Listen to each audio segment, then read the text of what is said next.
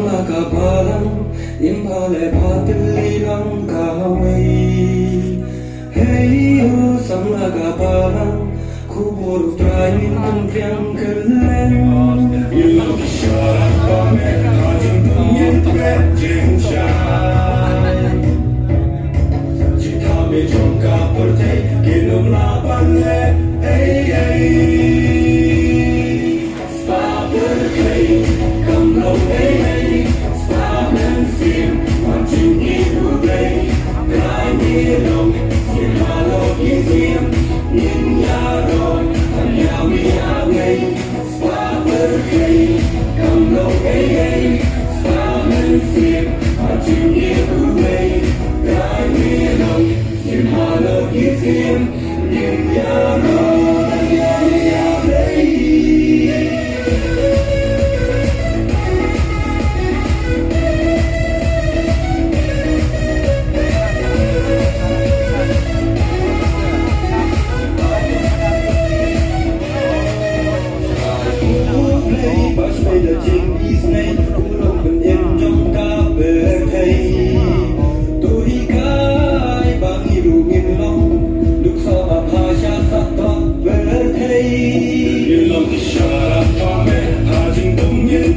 Trên trái chỉ thao mê trong cả cơ thể kiên nồng la ban lệ ấy ấy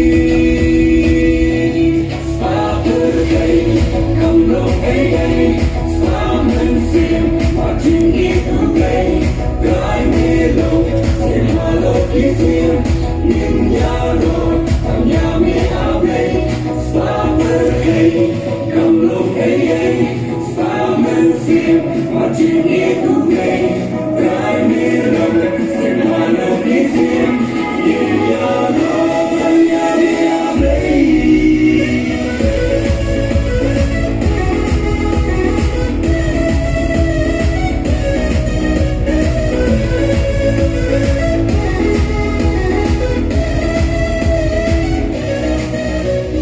Tại mi lòng trình sai à trình tung mi lòng cả trình cơn men. Tại mi lòng trình sai à trình tung mi lòng cả trình cơn men.